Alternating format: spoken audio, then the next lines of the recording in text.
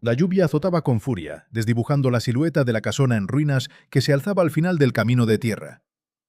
Elvira apretaba los dedos entumecidos alrededor del asa de su maleta vieja, el único objeto que le quedaba en el mundo después de que el hombre al que le había entregado los mejores 20 años de su vida la dejara en la calle sin un centavo. Estaba empapada hasta los huesos, temblando bajo el aguacero, sintiendo el peso de estar sola en un rincón olvidado de la sierra donde el viento aullaba como un animal herido. A sus espaldas dejaba la codicia, el engaño y las miradas esquivas de un pueblo cobarde. De frente, solo tenía un rancho consumido por el abandono, con el techo parcialmente hundido y las paredes devoradas por la maleza del monte. No había a dónde más ir. Sin embargo, en el fondo de su bolsillo, su mano libre acariciaba con desesperación una pequeña llave de bronce deslucido. Era una llave antigua, pesada y fría, que su madre le había entregado poco antes de morir, susurrándole con el último aliento que, cuando sintiera que el mundo entero se desmoronaba bajo sus pies, esa pieza de metal le abriría la única puerta donde nadie podría lastimarla. Elvira nunca supo a qué cerradura pertenecía aquel objeto. Lo había guardado por pura devoción filial, creyendo que era solo el desvarío de una mente cansada. Hasta esa tarde. Un relámpago repentino rasgó el cielo plomizo, y por una fracción de segundo, la luz cruda reveló un destello metálico en el inmenso y oxidado candado que cerraba la tranquera de madera podrida. La respiración se le cortó en la garganta. Con las manos temblorosas, resbalando por el agua helada, sacó la pequeña llave de bronce, la introdujo en la ranura áspera y, conteniendo el aliento, giró la muñeca con toda la fuerza que le quedaba. El clic seco que resonó bajo la tormenta no fue solo el sonido de un candado cediendo al óxido.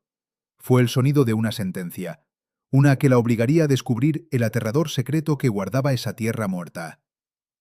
Si alguna vez sentiste que la vida te empujó al borde de un abismo que parecía el final, pero que terminó siendo exactamente el comienzo de tu verdadera fuerza, comenta aquí abajo desde dónde estás viendo esto.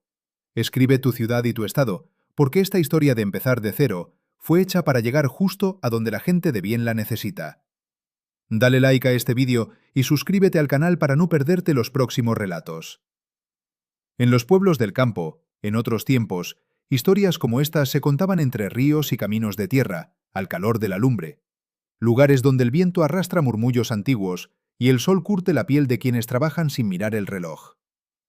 Elvira era una de esas mujeres moldeadas por la dureza del clima y la exigencia de las madrugadas. A sus 45 años, su rostro conservaba la belleza serena de quien ha aprendido a sonreír para no llorar, y sus manos callosas eran el mapa vivo de una existencia dedicada a sembrar para que otros cosecharan. Había crecido en un valle fértil, oliendo el aroma a tierra mojada después de la llovizna y el perfume dulzón de la leña ardiendo. Su infancia había estado marcada por el amor silencioso de sus padres, campesinos humildes que le enseñaron que el trabajo honesto y la fe nunca quedan sin recompensa. Pero la vida, con su costumbre de arrebatar lo amado, le fue quitando sus pilares uno a uno. Primero fue su padre, cuyo corazón se detuvo un atardecer dorado mientras preparaba la tierra para la siembra. Elvira aún recordaba el olor a pasto cortado de aquella tarde en que el silencio invadió la casa. Años más tarde, el invierno se llevó a su madre, dejándola en un mundo que de pronto se sentía demasiado grande y demasiado frío.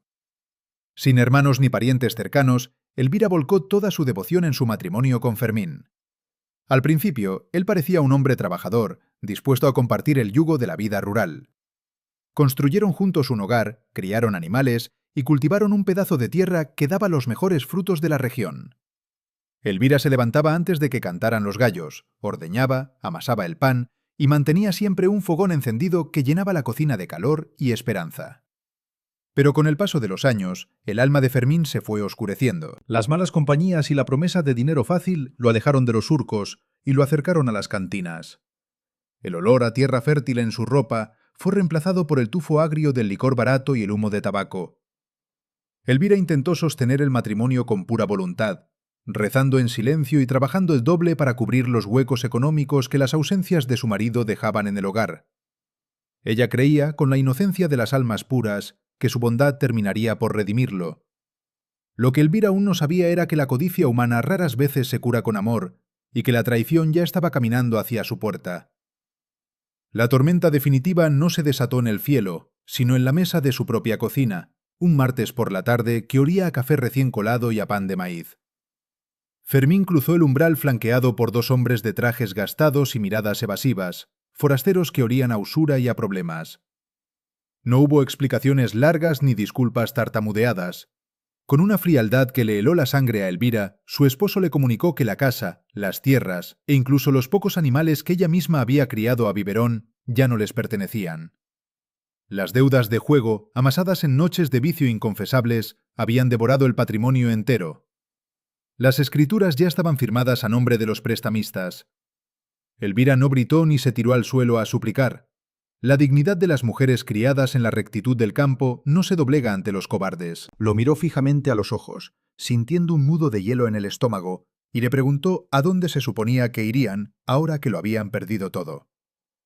Fermín desvió la mirada hacia el suelo de tierra apisonada, incapaz de sostenerle la vista, y respondió que él ya tenía dónde quedarse en el pueblo, pero que ella debía recoger sus cosas y marcharse antes del anochecer. La había vendido junto con las paredes, descartándola como si fuera un mueble viejo que ya no servía. Empacó su vida en menos de una hora.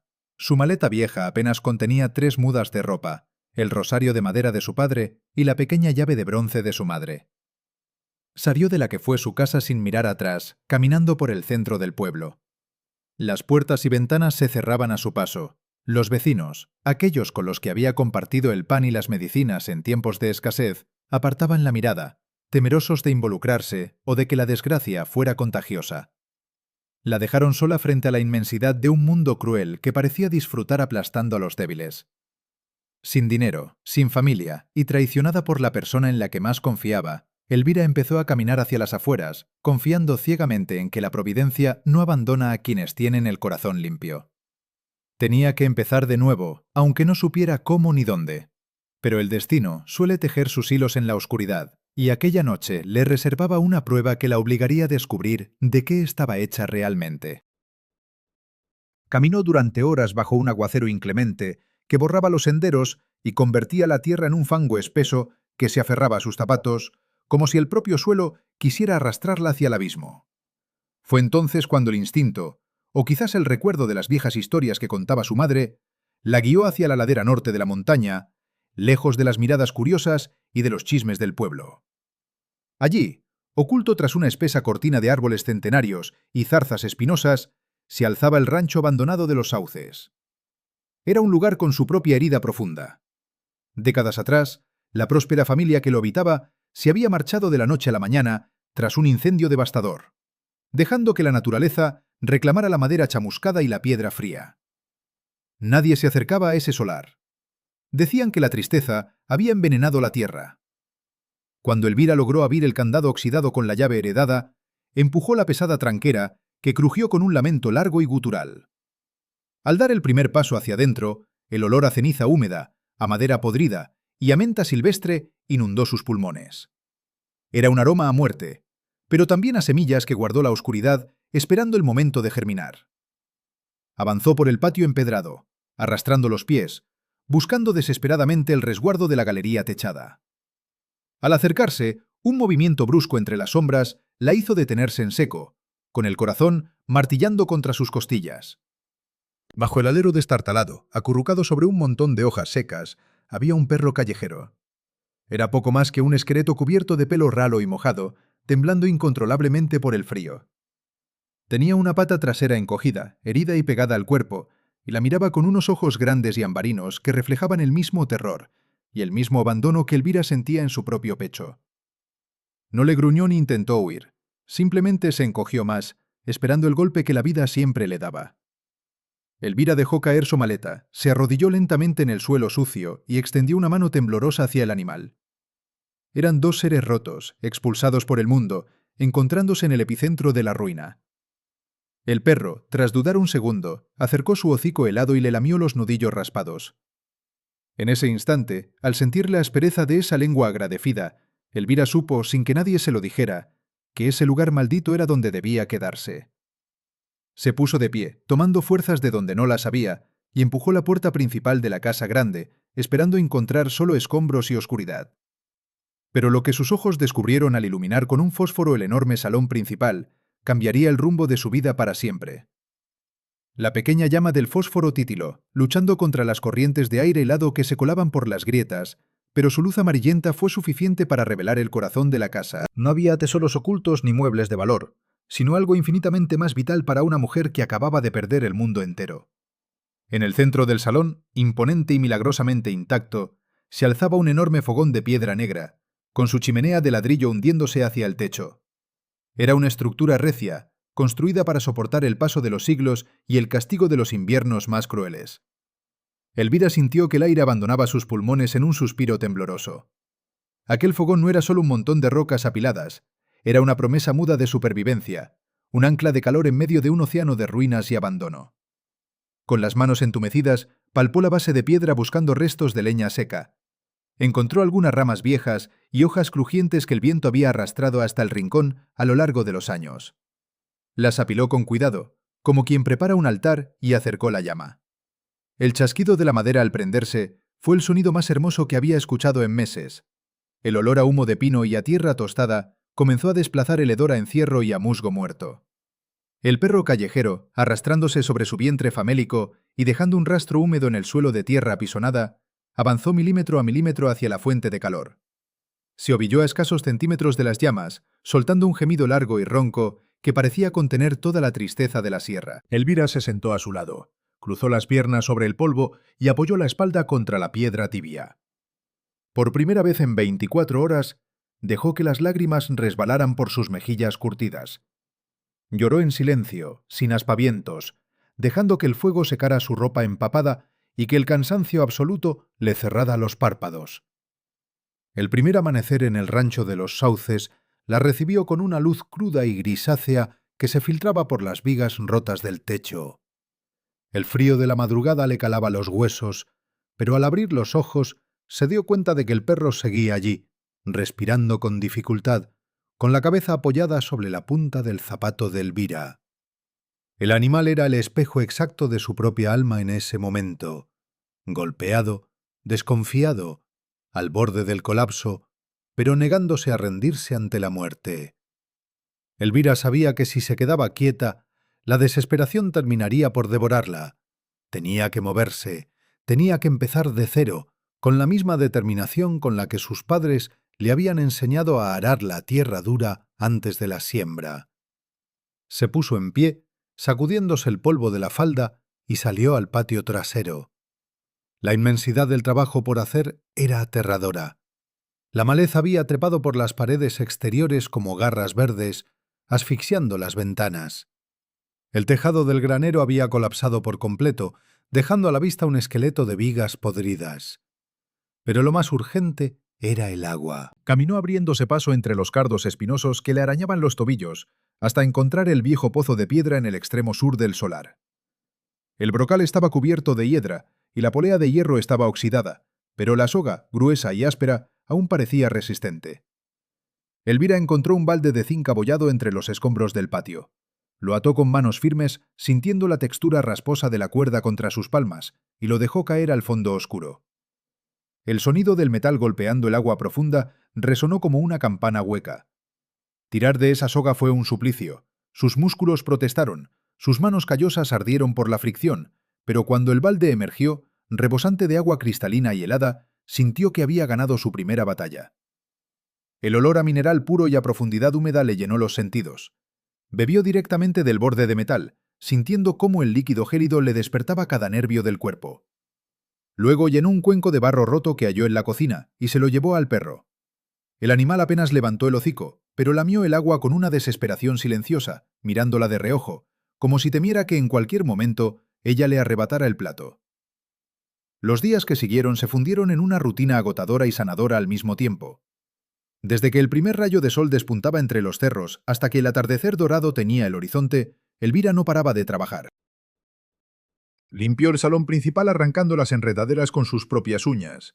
Acarreó piedras pesadas para bloquear las entradas por donde se colaba el viento nocturno y remendó los agujeros del techo con láminas de zinc oxidado que rescató del granero caído. Cada noche caía exhausta frente al fuego, con los nudillos ensangrentados y la espalda doliendo con cada respiración, pero con una paz extraña anidando en su pecho. El perro, al que decidió no ponerle nombre todavía, para no aferrarse a lo que podía perder, empezó a mostrar pequeños signos de mejora. Al tercer día, el animal logró sostenerse sobre 3 patas. Al quinto día, la siguió cojeando hasta el pozo. Al igual que ella, el perro estaba descubriendo que el dolor agudo de las heridas comenzaba a transformarse en la costra dura de la supervivencia. Juntos, en silencio, estaban reclamando su derecho a existir. Pero lo que Elvira aún no sabía era que el rancho tenía su propia voz, y que la tierra siempre termina contando sus secretos a quien se atreve a escucharla.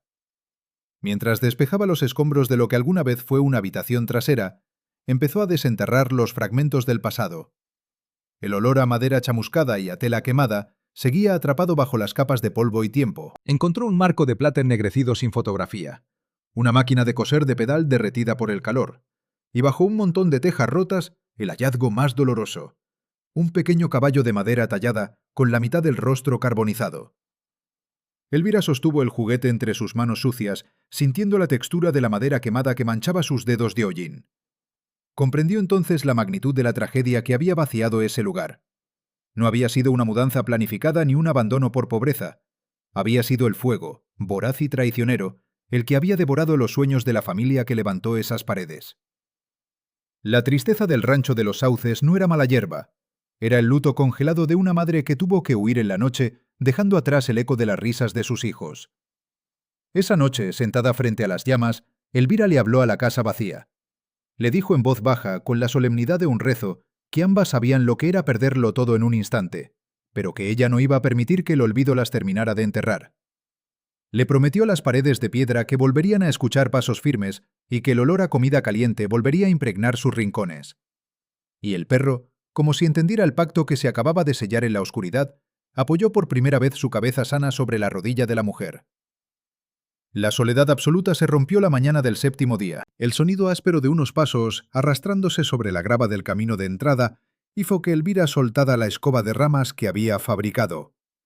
El perro soltó un gruñido bajo y sordo, erizando el poco pelo de su lomo, y se interpuso cojeando entre la puerta y su dueña. Elvira se asomó por el hueco de la ventana. Al otro lado de la tranquera, bajo la sombra de un roble centenario, había una figura encorvada. Era una mujer muy anciana, vestida con ropas oscuras y un chal de lana gris que le cubría la cabeza, a pesar del sol de media mañana. Sostenía una canasta de mimbre tejida a mano y miraba la casa con una mezcla de reverencia y espanto. Elvira salió al porche, limpiándose las manos en el delantal improvisado que llevaba. No cruzó el patio de inmediato. La cautela de los que han sido traicionados la obligaba a medir cada paso. La anciana no intentó abrir el portón. Se quedó allí, como una aparición surgida de la bruma del valle. La conversación que siguió flotó en el aire quieto de la mañana, marcada por largos silencios y miradas evaluadoras. La mujer mayor se presentó como Doña Remedios, una vecina de las tierras bajas que recolectaba hierbas medicinales en el monte. Explicó con una voz que sonaba como hojas secas aplastadas que había visto el hilo de humo blanco elevándose desde la chimenea de los Sauces durante las últimas noches, y que en el pueblo muchos creían que las ánimas de los antiguos dueños habían regresado a reclamar su territorio. Elvira, manteniendo la barbilla alta y la postura firme, le respondió que allí no había fantasmas, sino una mujer de carne y hueso que estaba dispuesta a empezar de nuevo, trabajando la tierra que otros habían despreciado. Doña Remedios la observó con sus ojos acuosos, deteniéndose en las ampollas reventadas de las manos de Elvira, en su ropa gastada y en el perro cojo que le gruñía desde el porche. La anciana murmuró que esa tierra estaba amargada por el dolor, que el fuego había secado las raíces de la esperanza en ese solar y que se necesitaba más que buena voluntad para sacarle fruto a un cementerio de cenizas. Sin embargo, su tono no era de burla, sino de una advertencia nacida de la piedad. Antes de darse la vuelta para marcharse por donde había venido, doña Remedios metió la mano temblorosa en su canasta y sacó un pequeño saco de tela cruda. Lo ató con cuidado al poste de madera podrida de la tranquera.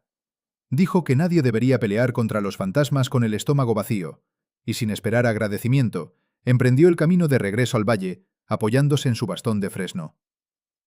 Cuando la figura de la anciana desapareció tras el recodo del camino, Elvira caminó hasta el portón y desató el saquito.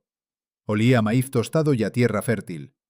En su interior, Encontró un puñado abundante de harina de maíz amarillo, sal gruesa y unas cuantas semillas de frijol negro. No era caridad. Era el reconocimiento silencioso entre dos mujeres que conocían el peso de la supervivencia en un mundo que rara vez perdona a los vulnerables. Esa misma tarde, el cielo se tiñó de un naranja violento, presagiando una noche de helada profunda. Elvira preparó el fuego con un cuidado casi religioso. Mezcló la harina de maíz con el agua gélida del pozo y una pizca de la sal que la anciana le había regalado. Amasó la mezcla sobre una piedra plana que había fregado con arena y agua hasta dejarla impecable. El sonido de la masa siendo palmeada por sus manos resonaba en la cocina vacía como el latido de un corazón que volvía a la vida. Cuando colocó las pequeñas arepas sobre las brasas ardientes, el olor inconfundible del maíz tostado, dulce y ahumado, inundó cada rincón de la casona. Era el olor de un hogar verdadero. Era la confirmación absoluta de que la providencia premia a la gente de bien que no se rinde ante la tragedia. El perro, ya capaz de sostener su propio peso, se acercó al fuego, se sentó sobre sus patas traseras y miró a Elvira directamente a los ojos, moviendo la cola por primera vez, levantando una pequeña nube de polvo del suelo. Elvira partió la primera arepa caliente que le quemaba las yemas de los dedos, sopló el vapor que se elevaba en el aire frío y le dio la mitad al animal. Mientras masticaba aquel bocado que sabía a gloria, a esfuerzo puro y a misericordia, supo que, a pesar de todo lo que le habían robado, nadie podría arrebatarle jamás la capacidad de construir un refugio desde las cenizas.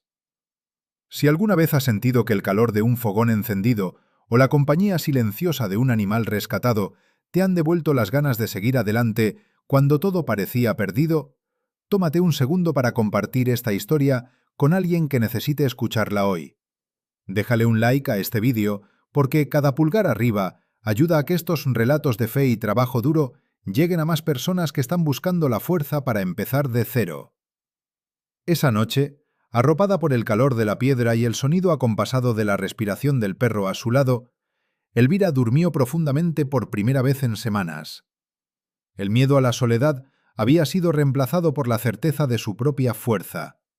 Pero eso solo lo disfrutaría hasta la madrugada, porque mientras ella soñaba con campos verdes y cosechas nuevas, en el pueblo que había dejado atrás, alguien había comenzado a hacer preguntas sobre el paradero de la mujer que se marchó sin hacer ruido, y las respuestas apuntaban directamente hacia el camino de tierra que conducía a los sauces.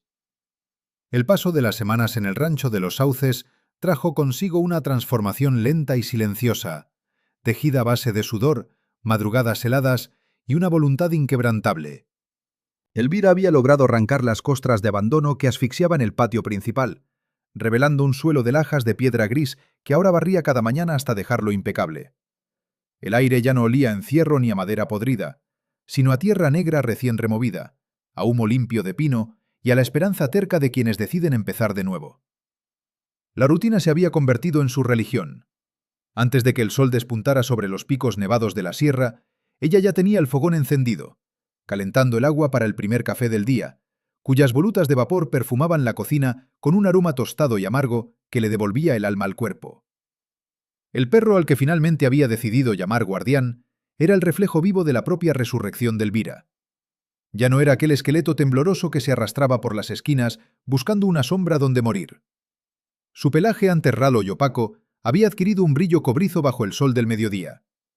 Caminaba sobre sus cuatro patas, apoyando con firmeza la extremidad que antes llevaba encogida, y su mirada había cambiado el terror crónico por una alerta serena. Cuando Elvira salía al huerto improvisado que había comenzado a cavar detrás de la casa, Guardián la seguía de cerca, sentándose en el borde del surco, observando cada movimiento de sus manos callosas con una lealtad absoluta. Ambos habían dejado de ser víctimas para convertirse en los custodios de aquel pedazo de mundo olvidado. Pero el campo abierto no perdona la soledad prolongada, y el eco de un martillo golpeando la madera siempre termina atrayendo a quienes caminan por los mismos senderos de la pérdida. Fue una mañana de martes, cuando la neblina aún se aferraba a las copas de los árboles, que la figura de un hombre apareció en el límite de la tranquera. Elvira estaba subida a un taburete cojo, intentando clavar una viga suelta en el marco del antiguo gallinero, con los músculos de los hombros ardiendo por el esfuerzo. Guardián soltó un ladrido corto, grave, pero no retrocedió ni mostró los dientes. Simplemente se plantó firme, evaluando al intruso. Elvira bajó el martillo lentamente y se giró, entrecerrando los ojos contra la luz pálida del amanecer. El forastero no abrió el portón ni exigió atención. Se quedó al otro lado del cerco, con las manos apoyadas en la madera húmeda. Era un hombre alto, de espaldas anchas pero encorvadas por el peso de años de trabajo duro, vestido con una camisa de franela descolorida y pantalones de lona remendados en las rodillas. Llevaba al hombro un hacha de leñador con el mango desgastado, y su rostro, curtido por el viento y el sol, estaba surcado por líneas profundas que hablaban de inviernos largos y silencios pesados. Olía a resina de pino, a cuero viejo y a tabaco negro. No parecía una amenaza, sino más bien un árbol viejo que había aprendido a soportar las tormentas sin quejarse. Lo que venía a continuación nadie lo había pedido, pero todos lo necesitaban. El hombre levantó una mano grande, cubierta de cicatrices blanquecinas, en un gesto de saludo mudo.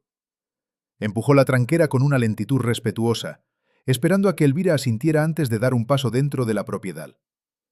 Sin decir una sola palabra, caminó hasta el gallinero, dejó su hacha apoyada contra el tronco de un roble y extendió los brazos hacia la pesada viga de roble que Elvira apenas podía sostener. Sus manos, ásperas como la corteza, tomaron el peso sin esfuerzo. Elvira, comprendiendo el lenguaje de los gestos, levantó el martillo y hundió el clavo en la madera con 3 golpes secos y precisos. Cuando terminaron, el hombre asintió levemente, retrocedió 2 pasos y se limpió el aserrín de las manos. La conexión entre ellos no necesitó de presentaciones formales ni de interrogatorios desconfiados. Aquella tarde, mientras compartían un jarro de café negro sentados en los escalones del porche trasero, el hombre se presentó como Mateo.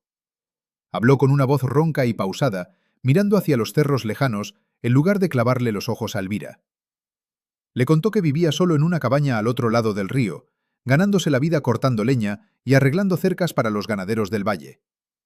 No hizo preguntas invasivas sobre por qué una mujer sola estaba levantando un rancho maldito. En cambio, mientras acariciaba la cabeza de Guardián, quien se había acercado a oler sus botas de cuero gastado, Mateo relató que él también había conocido el sonido del agua arrasando con todo lo que amaba. Explicó que una crecida del río, muchos inviernos atrás, se había llevado su casa, sus tierras, y a las 2 personas que le daban sentido a su vida. Dijo que desde entonces prefería la compañía de los árboles, porque los árboles caen en silencio y no mienten. Su herida se asomó en esa breve confesión, no como un lamento, sino como un mapa de cicatrices que le permitía reconocer el dolor ajeno. A partir de ese día, Mateo se convirtió en una presencia intermitente pero vital en los sauces. No iba todos los días, y nunca llegaba con las manos vacías. Una tarde traía un saco de clavos oxidados que había enderezado a martillazos. Otra mañana, dejaba sobre el pozo un trozo de jabón de lejía o un par de bisagras engrasadas. Trabajaban en silencio, separados por metros de distancia, pero unidos por el ritmo acompasado del esfuerzo. Elvira reparaba las ventanas mientras Mateo achaba leña para el invierno. El sonido del acero contra la madera y el canto de los pájaros reemplazaron el zumbido de la soledad. Por primera vez desde que cerró su maleta vieja y salió desterrada de su propio hogar, Elvira sintió que estaba construyendo algo que nadie podría derribar, rodeada de gente de bien que comprendía el valor de empezar de cero. Pero el pasado tiene la costumbre de rastrear el olor de la felicidad recién nacida para intentar pudrirla desde la raíz. La primera señal de que la paz estaba a punto de quebrarse llegó un viernes por la tarde, cuando el viento cambió de dirección y trajo consigo un frío inusual y cortante. Elvira estaba en el límite sur del terreno, recogiendo ramas secas para la lumbre, cuando Guardián se detuvo en seco. El perro erizó el pelo del lomo, desde la nuca hasta la cola, y emitió un gruñido sordo, gutural, mostrando los colmillos hacia la espesura del monte. Elvira se enderezó, sintiendo un escalofrío recorrerle la espina dorsal. Caminó despacio hacia donde apuntaba el animal.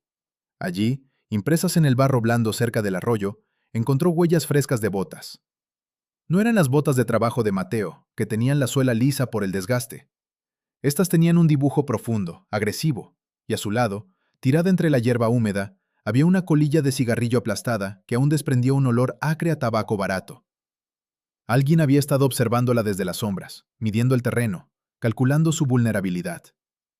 Intentó convencerse de que era solo un cazador extraviado o un caminante de paso, pero el nudo en su estómago le decía la verdad. La providencia la había protegido hasta ahora, pero el mal rara vez se rinde al primer intento. La confirmación de sus peores temores se materializó 2 días después. justo cuando el sol alcanzaba su punto más alto, proyectando sombras cortas y duras sobre la tierra seca. El crujido de las ruedas de una camioneta vieja rompió la quietud del mediodía. El vehículo se detuvo frente a la tranquera de los sauces, levantando una nube de polvo amarillento que se pegó a la garganta de Elvira. La puerta del conductor se abrió con un chirrido metálico, y de ella descendió la última persona que Elvira esperaba o deseaba volver a ver. Fermín cruzó el portón con la arrogancia de quien se cree dueño del mundo, aunque su aspecto gritara lo contrario. Vestía el mismo traje gastado del día en que la echó a la calle, pero ahora la tela estaba manchada, arrugada, y desprendía un olor nauseabundo a licor rancio, sudor frío y desesperación. Su rostro estaba hinchado, con los ojos inyectados en sangre y una sonrisa torcida que intentaba ocultar el temblor de sus manos. A su lado caminaba otro hombre, más joven, corpulento, con la mirada vacía y los puños apretados dentro de los bolsillos de una chaqueta de cuero barata. Elvira no retrocedió. Se limpió las manos llenas de tierra en el delantal, enderezó la espalda y caminó hasta el centro del patio, interponiéndose entre la casa y los intrusos. Guardián se colocó a su derecha, pegado a su pierna, gruñendo con una ferocidad que Elvira nunca le había escuchado. El animal, sano y fuerte, era ahora un escudo vivo, dispuesto a despedazar a cualquiera que intentara lastimar a la mujer que le había salvado la vida. Fermín se detuvo a un par de metros, escupió en el suelo empedrado que Elvira había limpiado con tanto esfuerzo y comenzó a hablar con esa voz pastosa que tantas veces la había aterrorizado en el pasado. Le dijo, masticando las palabras con rabia, que en el pueblo corrían rumores de que una loca estaba levantando el rancho de los muertos. Añadió que los prestamistas a los que les había entregado sus antiguas tierras lo habían dejado en la ruina total, y que había descubierto que los Sauces no tenía herederos legales reclamando el título. Con una sonrisa cargada de codicia, le informó que él y sus nuevos socios iban a talar todos los robles centenarios de la propiedad para vender la madera y saldar sus deudas, y que la presencia de ella allí era un estorbo que no iba a tolerar. Le ordenó, levantando un dedo acusador que temblaba por la abstinencia, que agarrara sus porquerías y se largara antes de que perdiera la poca paciencia que le quedaba. Elvira sintió que la sangre le latía en las sienes, pero su rostro se mantuvo impenetrable. La mujer sumisa que bajaba la cabeza en la cocina de su antiguo hogar había muerto la noche de la tormenta. Miró a Fermín de arriba abajo, registrando su decadencia, su cobardía disfrazada de matonería, y sintió una profunda lástima mezclada con un asco insuperable. Con una voz serena, firme como la piedra del fogón que calentaba su casa, Elvira le respondió que un hombre que vende su propio techo para pagar sus vicios pierde el derecho a pisar la tierra de los que sí trabajan.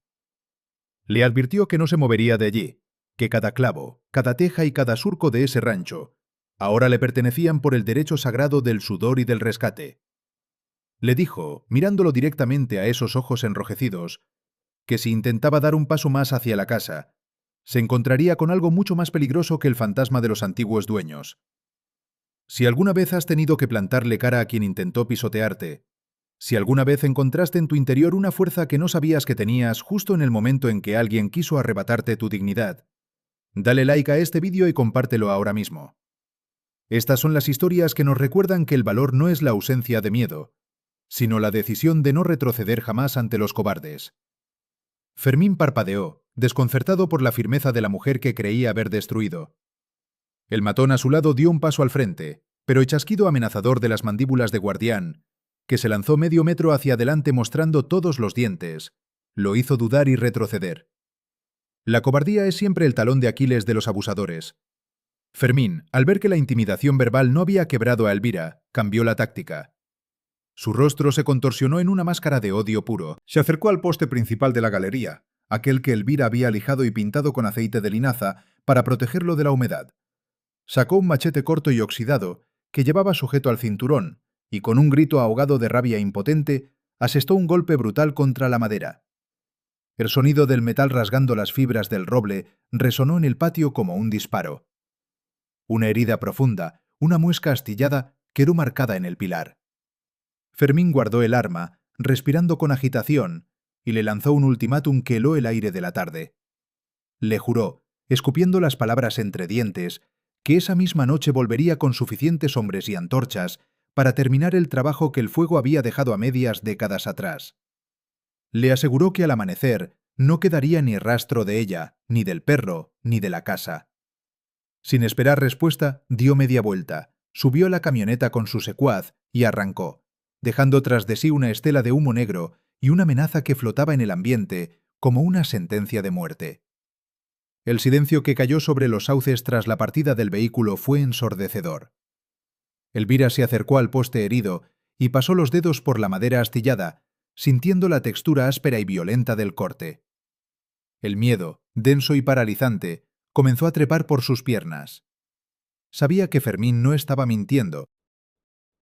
La desesperación de un hombre acorralado por las deudas lo hacía capaz de cualquier atrocidad, y en aquellos parajes aislados, la ley llegaba siempre demasiado tarde, si es que llegaba. Instintivamente giró la cabeza hacia el camino del bosque, buscando la silueta familiar de Mateo, buscando la seguridad de sus espaldas anchas y su hacha de leñador. Pero el camino estaba vacío. Lo que Elvira no sabía era que esa misma madrugada, Mateo había cargado su mula y emprendido un viaje de 3 días hacia el campamento maderero de las Tierras Altas para vender su trabajo mensual. Estaba a kilómetros de distancia, incomunicado, ajeno por completo a la tormenta de violencia que se cernía sobre el rancho. El sol comenzó a descender detrás de los cerros, tiñendo el cielo de un rojo sanguinolento.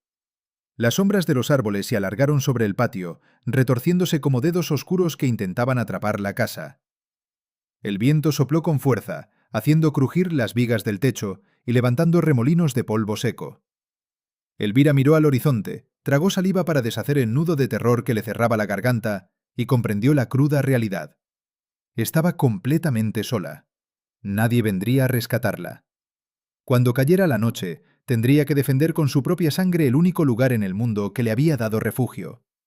Y el reloj de arena ya había comenzado a vaciarse. El atardecer se desplomó sobre los sauces no con la dulzura de los días anteriores, sino con la pesadez de una mortaja. El cielo, despojado de nubes, adquirió un tono amoratado, casi negro en el horizonte, mientras el frío descendía de las cumbres nevadas como un aliento gélido que entumecía los dedos y cortaba la respiración. Elvira cerró la pesada tranquera de madera, asegurándola con el candado oxidado y cruzando una gruesa tranca de roble por dentro. Sabía que no detendría un grupo de hombres decididos, pero al menos le daría tiempo. El sonido del cerrojo encajando en su lugar resonó en el patio vacío como el disparo de salida de una carrera contra la muerte. El miedo, ese instinto primitivo que paraliza a los débiles y afila los sentidos de los fuertes, se instaló en la boca de su estómago. Tenía un sabor metálico, a cobre y a ceniza, el mismo sabor que sintió la tarde en que la expulsaron de su hogar. Pero esta vez no había maleta que empacar ni camino por el que huir. Esta vez el mundo terminaba en los límites de esa cerca de alambre de púas. Entró a la casa y atrancó la puerta principal con el pesado aparador de cedro que había restaurado semanas atrás. El roce de la madera contra las lajas de piedra produjo un chirrido agudo que hizo que Guardián se levantara de un salto, con las orejas tiesas y el rabo rígido. El animal sentía la tensión en el aire, olía el pánico que Elvira intentaba contener bajo una máscara de resolución. Se pegó a sus piernas, gimiendo bajo, como si supiera que la batalla inminente no era contra logos ni pumas, sino contra la peor clase de depredador que caminaba sobre 2 patas. Elvira no encendió velas ni faroles. La oscuridad era su única aliada táctica en un terreno que ahora conocía de memoria. Se movió por la cocina guiándose por el tacto, rozando la superficie fría de la mesa de amasar, sintiendo la textura rugosa de los muros de adobe que había revocado con sus propias manos. Llegó al fogón, el corazón de la casa, y con movimientos precisos y calculados, apagó las brasas con un balde de arena húmeda. El siseo del fuego al extinguirse ahogó el último vestigio de calor en la habitación. El olor a humo acre y a polvo mojado llenó el ambiente, sofocante y denso. Si querían quemarla viva, tendrían que traer su propio fuego. Ella no les facilitaría el trabajo iluminando el blanco desde adentro. Se sentó en el suelo, de espaldas al muro de piedra más grueso, justo debajo de la ventana de la cocina que daba al camino de entrada. En su regazo sostenía el único objeto contundente que poseía, un machete largo y pesado, con la hoja mellada por años de desbrozar maleza que había encontrado enterrado en el huerto. El acero frío contra sus palmas sudorosas era un recordatorio constante de la fragilidad de su situación. No era una guerrera, era una campesina. Sus manos habían de sembrar semillas, de amasar pan, de curar heridas de animales, no de arrancar vidas. Sin embargo, mientras el reloj avanzaba inexorablemente hacia la medianoche, Comprendió que la línea entre crear vida y defenderla a muerte era, a veces, tan delgada como el filo de esa hoja oxidada. Lo que Elvira estaba a punto de descubrir era que el coraje no ruge, sino que espera en silencio en la oscuridad. Las horas se arrastraron con una lentitud desesperante. Cada crujido de la madera vieja contrayéndose por el frío, cada ráfaga de viento que silbaba a través de las rendijas del tejado, la hacía apretar el mango del machete hasta que los nudillos se le ponían blancos. Guardián, echado a su lado, mantenía la cabeza apoyada en las patas delanteras, pero sus ojos ambarinos brillaban en la penumbra, fijos en la puerta atrancada. Su respiración acompasada era el único sonido constante en aquel sepulcro de piedra. Fue pasada la 1 de la madrugada cuando el silencio de la sierra se rompió. No fue un estruendo repentino, sino un sonido rítmico, sordo y creciente, que vibraba a través de la tierra antes de llegar a los oídos. El ronroneo gutural de un motor pesado, forzado al máximo en la subida embarrada. Luego, el crujido de neumáticos aplastando la grava seca del camino. Elvira dejó de respirar. El corazón le latía con tanta fuerza contra las costillas que temió que el sonido la delatara. Guardián se levantó de un salto, erizando el pelo del lomo hasta parecer el doble de su tamaño, y soltó un gruñido profundo, un trueno contenido en su garganta, mostrando los colmillos en la oscuridad absoluta. La camioneta de Fermín se detuvo a unos 20 metros de la tranquera. El motor se apagó, pero el silencio que siguió fue aún más aterrador que el ruido. Eran las pisadas. Botas pesadas chapoteando en los charcos congelados, voces masculinas ahogadas por bufandas, maldiciones susurradas y el inconfundible sonido metálico de bidones de combustible chocando entre sí. Elvira se asomó milímetros por encima del alféizar de la ventana. A través del cristal sucio, recortadas contra la pálida luz de una luna menguante, distinguió las siluetas de 4 hombres. Fermín iba a la cabeza, tambaleándose ligeramente, sosteniendo un farol de queroseno en una mano y una escopeta de caza de 2 cañones en la otra. El olor a gasolina barata y a alcohol barato llegó hasta la casa, arrastrado por el viento, mezclándose con el terror de Elvira.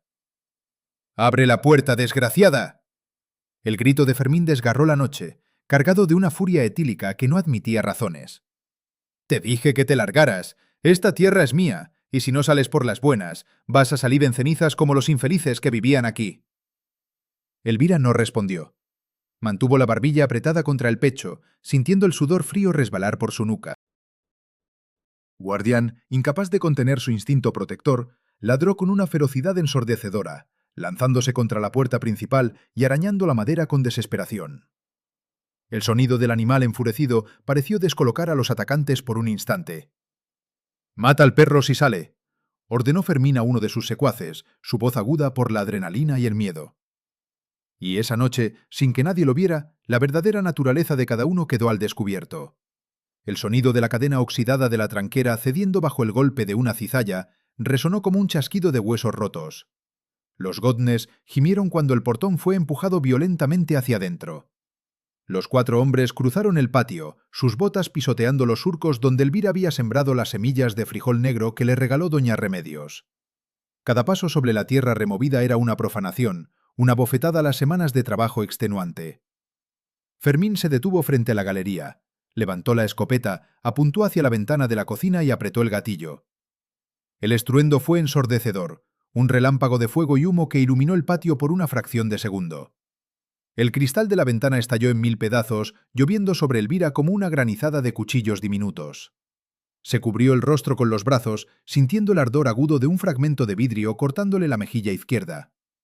El olor a pólvora quemada inundó la habitación, picando en la nariz y provocando náuseas. Guardián retrocedió, aturdido por el ruido atronador, pero de inmediato volvió a la carga, ladrando frenéticamente desde detrás del aparador que bloqueaba la entrada.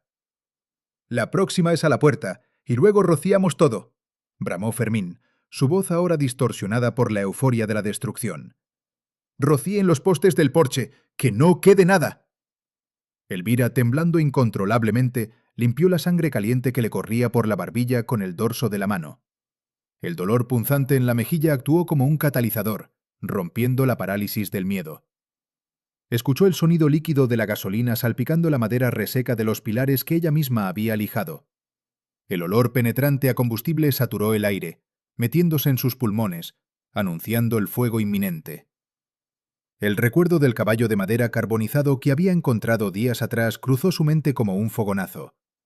La tragedia estaba a punto de repetirse.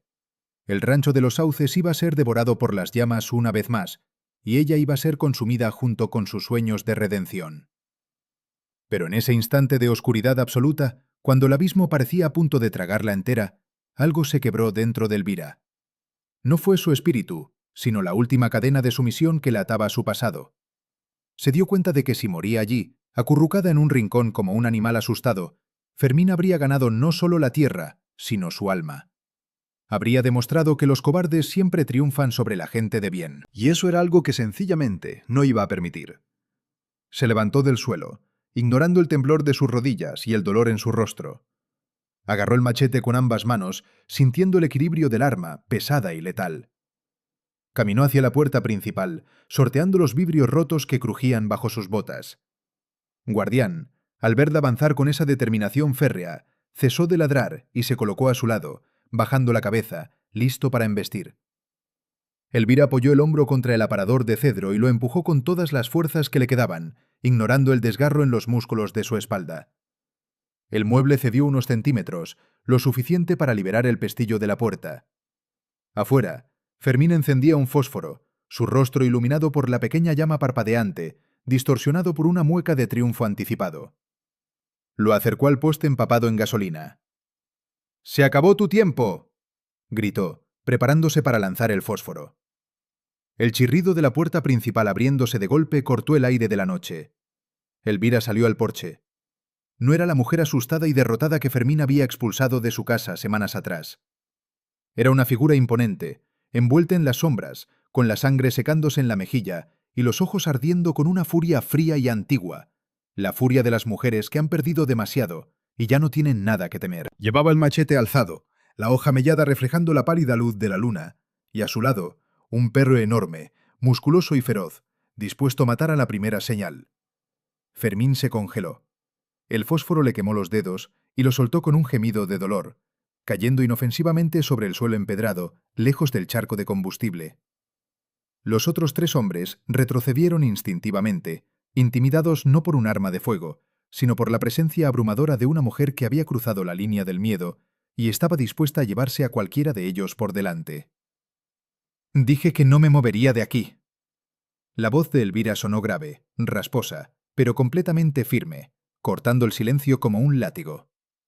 «El primer hombre que intente prender fuego a esta casa pierde la mano, y el perro se encargará de lo que quede». El matón corpulento que acompañaba a Fermín desenfundó un cuchillo largo de caza, dudando. Miró a Elvira, luego a Guardián, cuyos colmillos brillaban amenazadores, y finalmente a Fermín. La cobardía es contagiosa, y el aire de superioridad de los atacantes comenzó a resquebrajarse ante la resistencia inesperada. «¡Estás loca!», balbuceó Fermín, levantando la escopeta con manos temblorosas, apuntando vagamente en dirección al pecho de Elvira. «¡Te voy a volar la cabeza!». Elvira no parpadeó. Dio un paso al frente, bajando los escalones del porche, entrando en el radio de acción del arma, desafiando la muerte cara a cara. La distancia entre ellos se acortó. El olor a miedo rancio que emanaba de Fermín era casi palpable. «Hazlo», le dijo, bajando el machete lentamente, manteniendo la mirada fija en los ojos de su agresor. «Dispara, Fermín. Pero si no me matas de un solo tiro, te juro por el alma de mi madre que no vas a salir vivo de este patio». El silencio que siguió fue absoluto, pesado como una lápida. Solo se escuchaba la respiración agitada de los hombres y el gruñido continuo y sordo de Guardián. Fermín sostenía la escopeta, pero el cañón temblaba violentamente. La determinación inquebrantable de Elvira, la disposición absoluta a sacrificar su vida por su dignidad, era algo que su mente mezquina y cobarde no podía procesar. Estaba acostumbrado a las víctimas que lloraban y suplicaban, no a las que le ofrecían el pecho desnudo frente al cañón. Los segundos se estiraron hasta convertirse en una agonía insoportable. La tensión era tan densa que asfixiaba. Elvira se mantuvo erguida, sosteniendo la mirada, sin un solo atisbo de debilidad, enfrentando la noche más oscura de su existencia completamente sola, sostenida únicamente por la fuerza bruta de su propio espíritu. Y justo cuando el dedo de Fermín comenzó a contraerse sobre el gatillo, impulsado por el pánico y la humillación, un sonido nuevo y devastador rompió el equilibrio de la noche. El sonido no provino del cañón de la escopeta temblorosa de Fermín, sino de la espesura del bosque que flanqueaba la ladera este del rancho. Fue un silbido agudo, rasante, seguido inmediatamente por el impacto sordo y violento de un objeto pesado clavándose en la madera del poste principal del porche, a escasos centímetros del rostro de Fermín. El golpe hizo vibrar la estructura entera, desprendiendo astillas que volaron por el aire y un olor a resina fresca que cortó el hedor a gasolina. Fermín soltó un alarido agudo, soltando la escopeta que cayó al suelo empedrado con un ruido metálico ensordecedor. Se llevó las manos a la cara, tropezando hacia atrás, aterrorizado. Clavada en el roble, vibrando aún por la fuerza del impacto, estaba el hacha del leñador de Mateo. La hoja de acero, afilada como una navaja, brillaba bajo la luz lunar, hundida profundamente en la madera que Elvira había restaurado. De entre las sombras de los árboles centenarios emergió la figura maciza de Mateo. No corría ni gritaba. Caminaba con la cadencia pesada e imparable de una luz de nieve, sosteniendo en su mano derecha un grueso garrote de fresno nudoso. Su respiración formaba pequeñas nubes de vapor en el aire helado, y sus ojos, habitualmente serenos, ardían ahora con una intensidad oscura y peligrosa. El olor a pino, a sudor frío y a tierra húmeda que lo acompañaba siempre, parecía haberse vuelto denso, casi palpable en la tensión del momento. Los tres matones que acompañaban a Fermín se congelaron, sus miradas diendo del hacha clavada en el poste al hombre inmenso que avanzaba hacia ellos sin pronunciar palabra. La emboscada cobarde que habían planeado contra una mujer sola se había transformado repentinamente en una trampa de la que no sabían cómo salir. Pero eso solo lo descubrirían después de que el miedo les paralizara las piernas. Mateo no se detuvo a parlamentar. Cruzó el patio pisando con fuerza la tierra removida, ignorando a los secuaces, y se plantó directamente frente a Fermín, que aún yacía en el suelo, sollozando y agarrándose el rostro ileso. El leñador no levantó la voz, no hizo falta. Su sola presencia, recia y curtida por años de soledad en la montaña, era suficiente para aplastar la arrogancia etílica del intruso. «Recoge tu arma», dijo Mateo, su voz ronca sonando como el crujido de una rama gruesa a punto de partirse. «Recógela y lárgate de aquí, antes de que te entierre bajo las cenizas que querías provocar». Fermín, temblando incontrolablemente, miró la escopeta en el suelo, luego el garrote en la mano de Mateo, y finalmente a Guardián, que había avanzado 2 pasos, enseñando los colmillos y gruñendo con una ferocidad que prometía despedazarlo si hacía un movimiento en falso. La cobardía, esa vieja compañera de los abusadores, tomó el control absoluto. Fermín gateó hacia atrás en el barro, alejándose de la escopeta, sin atreverse a mirarla. «¡Vámonos!», chilló a sus hombres, con la voz quebrada por el pánico. «¡Vámonos de aquí, maldita sea!». Los 3 matones no esperaron una segunda orden. Dieron media vuelta y corrieron hacia la camioneta, tropezando entre sí en su desesperación por escapar. Fermín se incorporó torpemente y corrió tras ellos, subiendo el asiento del copiloto, mientras el conductor encendía el motor con un rugido ahogado. La camioneta retrocedió bruscamente, derrapando en la grava, y salió disparada por el camino de tierra, perdiéndose en la oscuridad de la noche, dejando tras de sí solo el eco del motor forzado y el olor pestilente a gasolina derramada. El silencio volvió a caer sobre el rancho de los Sauces, pesado y absoluto, roto únicamente por la respiración agitada de Elvira y el jadeo de Guardián.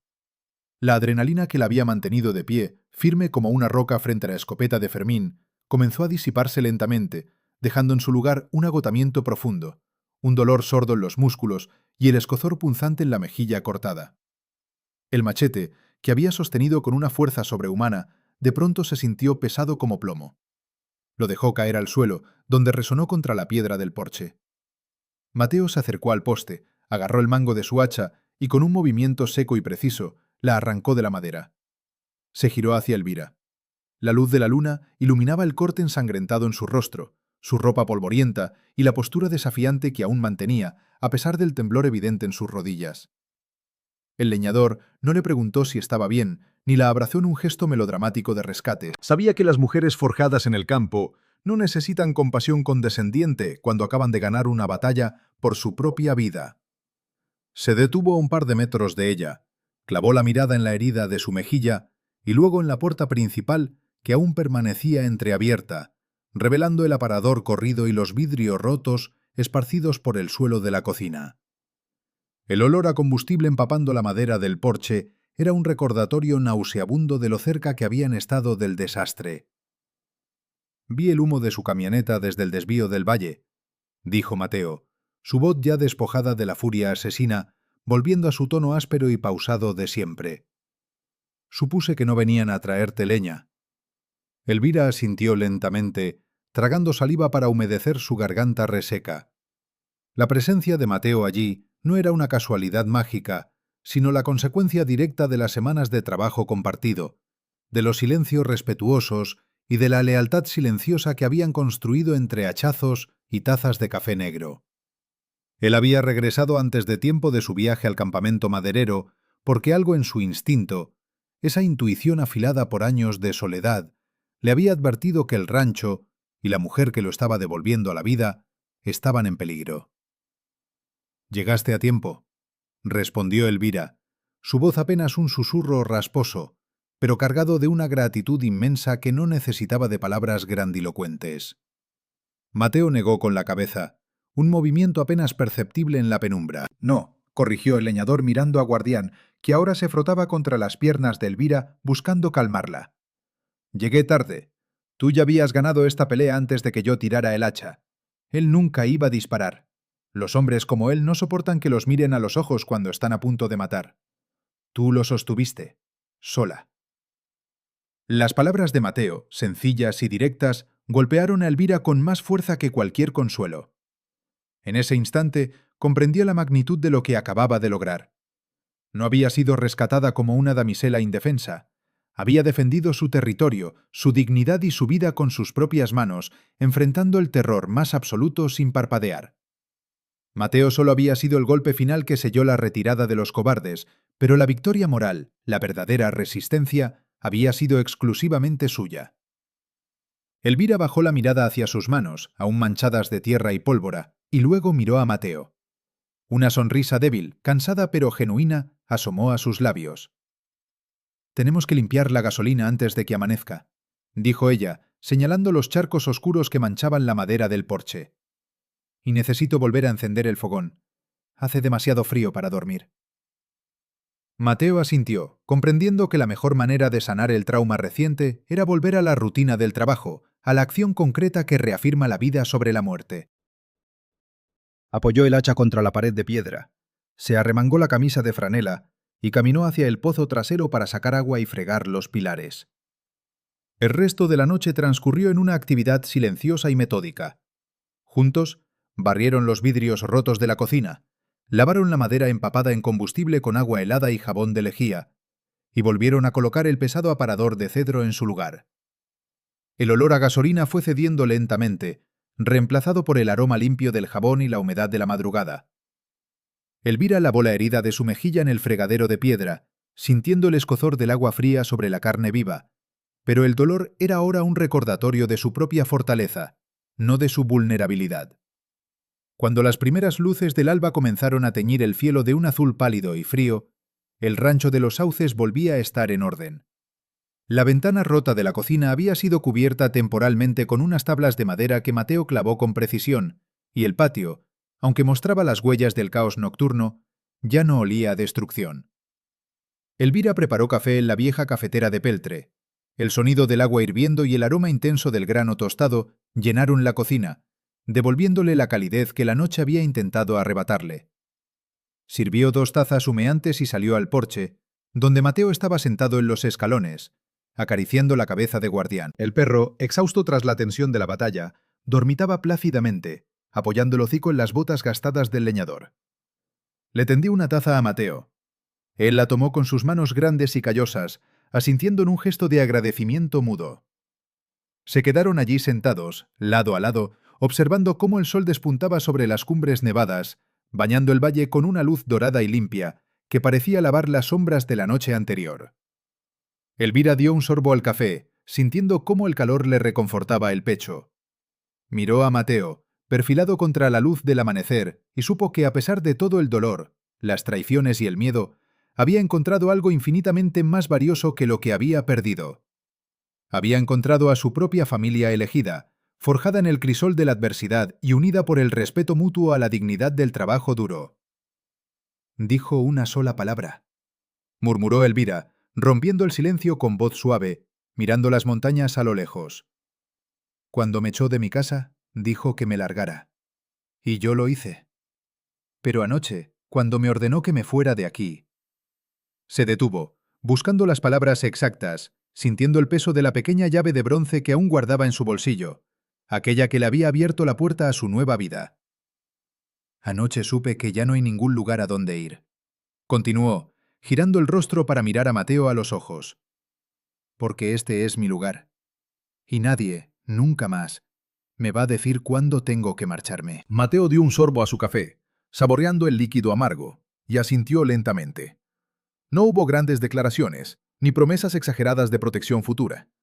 Solo el reconocimiento silencioso entre dos personas que han sobrevivido a sus propias tormentas y han decidido anclar sus vidas en el mismo puerto. El invierno va a ser duro este año, dijo Mateo, cambiando de tema con naturalidad, mirando los tablones que cubrían la ventana rota. Tendremos que cortar más leña si queremos mantener ese fogón encendido. Y arreglar el techo del granero antes de las nevadas. Elvira sonrió, una sonrisa amplia y luminosa que borró por un instante el cansancio de su rostro. El uso del plural en la frase de Mateo no había pasado desapercibido. Tendremos. Era una promesa de permanencia, un compromiso tácito de compartir la carga del futuro. Entonces, respondió ella, terminando su café y poniéndose de pie con renovada energía. Será mejor que empecemos pronto. Hay mucho trabajo por hacer. Y mientras el sol terminaba de elevarse sobre los sauces, iluminando el patio barrido, los surcos de tierra negra y el humo blanco que volvía a salir alegremente de la chimenea de piedra, Elvira supo que la providencia había cumplido su parte del trato. Había superado la prueba de fuego, y ahora, la tierra estaba lista para entregarle sus verdaderos frutos. Los meses que siguieron al intento de incendio en los sauces no borraron las cicatrices de aquella noche, pero sí las transformaron en los cimientos de algo inquebrantable. El invierno llegó con la ferocidad de un lobo hambriento, cubriendo el valle con un manto blanco y espeso que aisló el rancho del resto del mundo durante semanas. El viento aullaba contra las paredes de piedra y la nieve se acumulaba en los alféizares, pero dentro de la casona, la vida latía con una fuerza obstinada. El fogón principal, alimentado por la montaña de leña que Mateo había cortado y apidado metódicamente en el porche trasero, nunca dejó de arder. El olor a pino quemado, a guiso de frijoles espesado con harina de maíz y a café recién colado, era el perfume constante de la resistencia. Elvira y Mateo no necesitaron firmar papeles ni hacer juramentos solemnes para entender que sus vidas se habían entrelazado irremediablemente. Él se mudó a la habitación contigua a la cocina, trayendo consigo solo su hacha, un baúl de madera con herramientas y una quietud que llenaba los silencios de la casa sin asfixiarlos. Trabajaban juntos desde antes del amanecer hasta que la luz cenicienta del atardecer los obligaba a encender los faroles de queroseno. Elvira amasaba, remendaba ropa y cuidaba de las plántulas que había logrado germinar en cajones de madera cerca del fuego. Mateo reparaba el granero, reforzaba las vigas del techo y fabricaba muebles rústicos con la madera de los árboles caídos por las tormentas. Guardián, completamente recuperado de su cojera y luciendo un pelaje denso y brillante, dormía plácidamente entre los dos frente a las llamas, siendo el testigo mudo de una paz que ninguno de los tres había conocido en años. Cuando la nieve comenzó a derretirse y los primeros brotes verdes perforaron la tierra negra del huerto, el rancho de los sauces era irreconocible. La maleza asfixiante había sido reemplazada por hileras ordenadas de hortalizas tiernas. El tejado del granero lucía láminas de zinc nuevas que brillaban bajo el sol de primavera. Las ventanas, antes ciegas por la mugre y las enredaderas, ahora dejaban entrar torrentes de luz limpia que iluminaban los suelos de lajas fregados a conciencia. El lugar que había sido un cementerio de cenizas y luto, ahora olía a tierra mojada, a vida abriéndose paso y a promesa cumplida.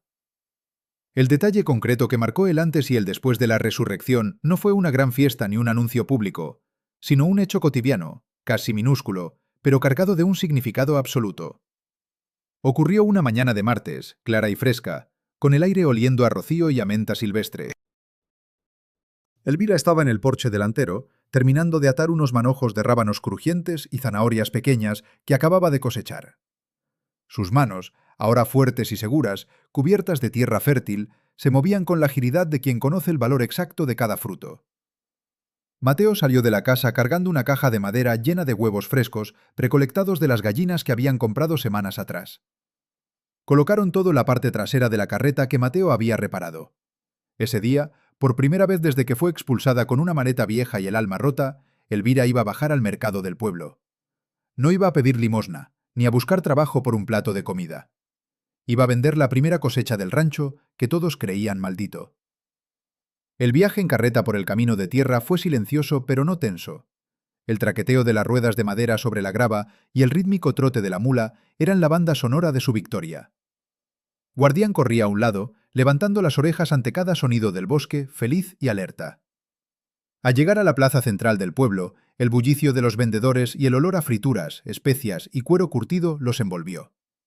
Elvira no bajó la cabeza ni buscó refugio en las sombras. Se instaló en uno de los puestos libres bajo los toldos de lona, ordenó sus verduras con un orgullo sereno y esperó. Las miradas no tardaron en llegar. Los mismos vecinos que le habían cerrado las puertas meses atrás, ahora se detenían, curiosos y algo avergonzados, frente a los manojos de rábanos perfectos y los huevos de cáscara dura. El murmullo corrió rápido. La mujer desterrada no solo había sobrevivido al invierno en los sauces, sino que había hecho parir a la tierra muerta. Las primeras ventas se hicieron en un silencio incómodo, pero a medida que avanzaba la mañana, la calidad de los productos habló por sí sola. Las monedas de cobre y plata comenzaron a llenar la pequeña caja de madera de Elvira. El tintineo del dinero ganado con trabajo honesto era una música infinitamente más dulce que cualquier disculpa que el pueblo pudiera ofrecerle. Pero el momento de verdad, el cierre de la herida que la había lanzado a ese camino, ocurrió justo antes del mediodía, cuando el sol caía a plomo sobre las calles empedradas.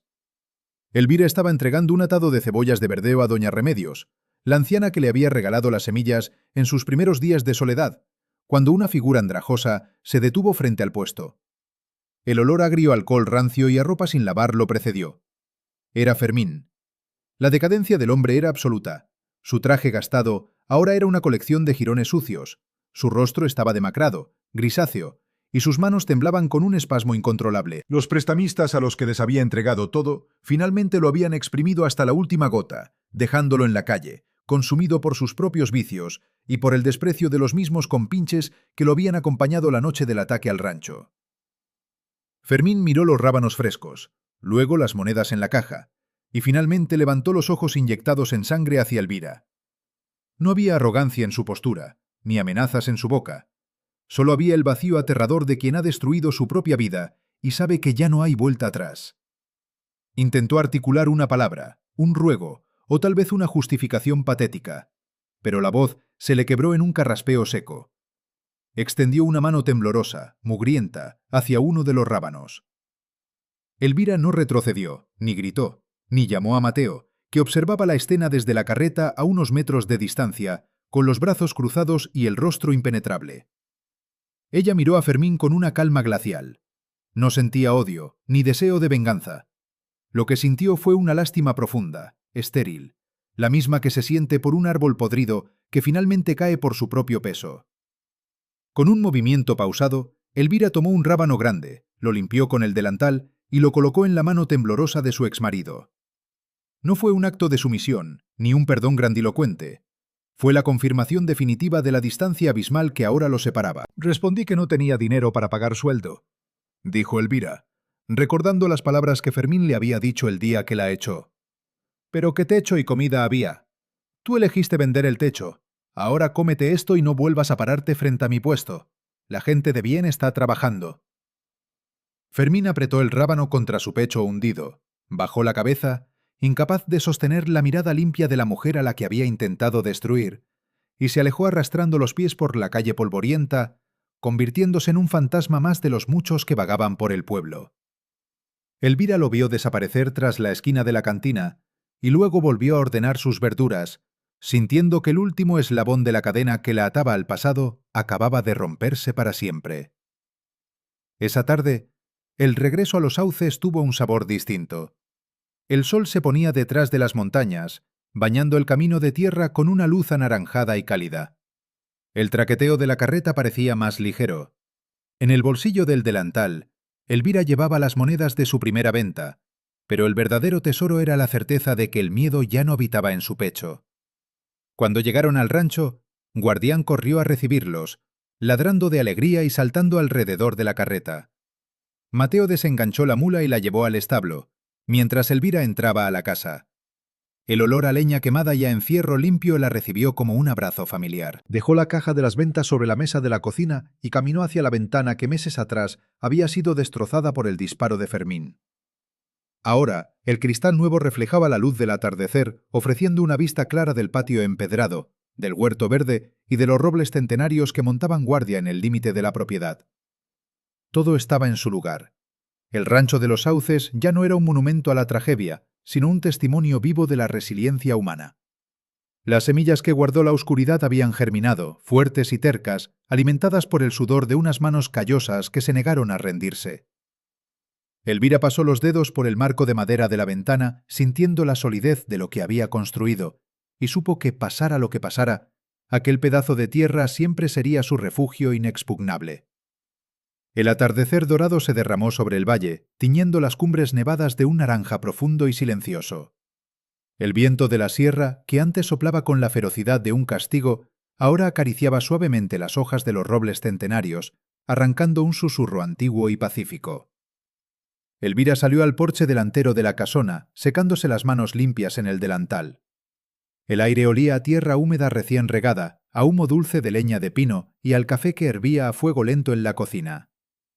Se sentó en la mecedora de mimbre que Mateo había reparado semanas atrás, dejando que el crujido rítmico de la madera marcara el compás de su respiración. A pocos metros, en el límite del patio empedrado, Mateo afilaba su hacha contra una piedra de amolar, el sonido metálico y rítmico fundiéndose con el canto de los grillos que empezaban a despertar. Guardián, el perro que alguna vez fue un esqueleto tembloroso, descansaba plácidamente a los pies de Elvira, con el pelaje brillante y el pecho subiendo y bajando en un sueño profundo y seguro. Elvira dejó caer la mirada sobre el huerto, donde las hileras de hortalizas se alzaban vigorosas, desafiando la memoria de las cenizas que alguna vez cubrieron esa tierra. Observó el poste de roble del porche, aquel que aún conservaba la cicatriz profunda del machetazo de Fermín y la muesca del hacha de Mateo. Ya no era una herida abierta, era una medalla de guerra tallada en la madera, un recordatorio permanente de la noche en que decidió que su vida le pertenecía solo a ella. Había llegado a ese lugar arrastrando una maleta vieja, empapada por la lluvia y el desprecio, buscando un rincón donde esconderse del mundo. Y el mundo, en su infinita sabiduría, le había entregado un rancho en ruinas para que, al reconstruirlo piedra por piedra, terminara reconstruyéndose a sí misma. Con un movimiento lento, casi reverencial, Elvira metió la mano en el bolsillo profundo de su falda. Sus dedos ásperos y callosos encontraron el objeto frío y pesado que había cargado durante todos esos meses. Lo sacó y lo sostuvo en la palma de la mano, dejando que los últimos rayos del sol arrancaran un destello metálico de su superficie. Era la pequeña llave de bronce deslucido, la misma llave que su madre le había entregado antes de morir. La misma que, en medio de la tormenta más oscura de su vida, había encajado perfectamente en el candado oxidado de la tranquera de los Sauces. Elvira miró la llave, recordando el clic seco que sentenció su destino aquella tarde de lluvia. Durante mucho tiempo había creído que el milagro residía en que la llave antigua abriera casualmente la puerta del rancho abandonado. Pero ahora, sentada en la quietud de su propio hogar, rodeada del amor silencioso de Mateo y la lealtad inquebrantable de Guardián, comprendió la verdadera magnitud de la providencia. La llave nunca fue para el candado de la tranquera. El óxido y la fuerza de su desesperación habían roto el mecanismo viejo aquel primer día. La llave de bronce que su madre le dio no estaba destinada a abrir una puerta de madera podrida. Estaba destinada a abrir la cerradura de su propio coraje. Era el peso tangible de la fe, el ancla que le impidió salir volando cuando el viento de la traición intentó arrancarla de raíz. Había necesitado creer que un objeto mágico la protegería, hasta que el fuego y el miedo le demostraron que la única magia capaz de levantar muros y sembrar vida residía en la dignidad inquebrantable de su propio espíritu. Cerró el puño alrededor de la llave, sintiendo su contorno familiar, y sonrió. Ya no necesitaba guardarla por miedo al mañana, pero la conservaría siempre como el símbolo del día en que dejó de ser una víctima para convertirse en la dueña absoluta de su destino. Porque hay tierras baldías que no están muertas, mi gente. Solo están esperando que llegue alguien con las manos lo suficientemente rotas como para entender su dolor. Uno no encuentra el lugar donde pertenece buscando en los mapas de la comodidad. A veces, el lugar te encuentra a ti cuando ya no tienes a dónde huir, y te exige que pagues el precio de la entrada con sudor, con lágrimas y con la valentía de pararte sola frente a la oscuridad. Elvira nos enseña que la verdadera familia no es la que te exige sumisión bajo un mismo techo, sino la que se planta a tu lado, en silencio, cuando las llamas amenazan con devorarlo todo. La dignidad no se negocia, el trabajo honesto no traiciona, y los lugares olvidados siempre, siempre, guardan un milagro para quien tiene el valor de encender el fuego una vez más. Si esta historia de Elvira Mateo y el Rancho de los Sauces encendió algo en tu pecho hoy, te pido que me dejes aquí abajo en los comentarios cuál fue el momento que más te marcó. Fue cuando Elvira abrió el candado bajo la lluvia creyendo en la llave de su madre. Fue la noche en que se plantó sola con el machete frente a Fermín, dispuesta a dar la vida por su dignidad. O tal vez fue el instante en que Mateo lanzó el hacha desde la oscuridad para sellar el destino de los cobardes. Escribe tu momento favorito y compártelo, porque estas son las historias que nos recuerdan de qué estamos hechos los que nunca nos rendimos. No olvides darle like al video y suscribirte al canal para que la providencia y estas narraciones sigan llegando a la gente de bien que las necesita. Hasta el próximo relato, mi gente. Que nunca se apague el fuego en sus hogares.